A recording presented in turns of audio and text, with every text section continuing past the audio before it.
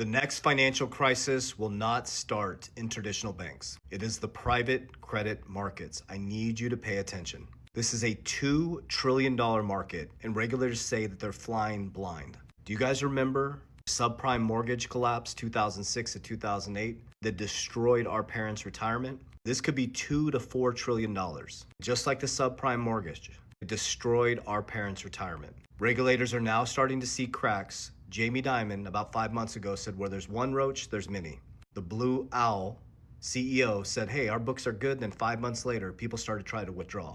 You're starting to see cracks, hidden leverage, fake valuations, and liquidity issues. But why is this happening? That's what I want to help you guys understand. Is interest rates were so low for such a long time, they started to develop these private credit markets, which are non-bank financial institutions that are not regulated. So when you can get money very cheap, non-regulated financial institutions were giving out credit.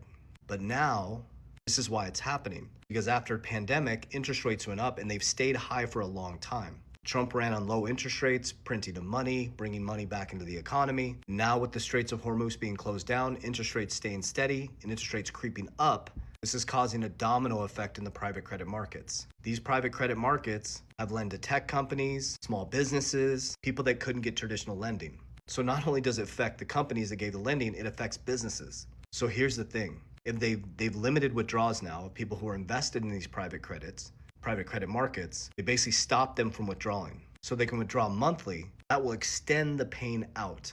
But if interest rates, that's what you need to pay attention to with Kevin Warsh coming in, the new head of the Fed, God willing, he brings rates down because that's the only way the system can survive. If not, this will be a slow bleed until this private credit market collapses, and that will bring down people's retirements.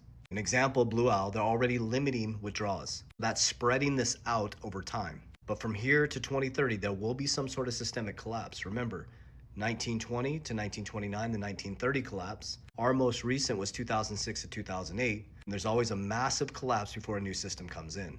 So don't chase cheap yield you don't understand. Make sure you understand what you're invested in.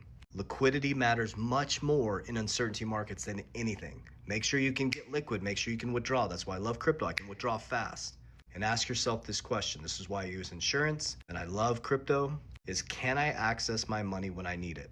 Because the people in the private credit markets who are invested in the private credit markets are now limited to 5% withdrawals. So they can't even get their capital. So always pay attention. You're paying for your attention. What we use is retirement. The elites move back and forth and trade. Always protect your capital. Warriors, rise! Get your shit together. Let's go.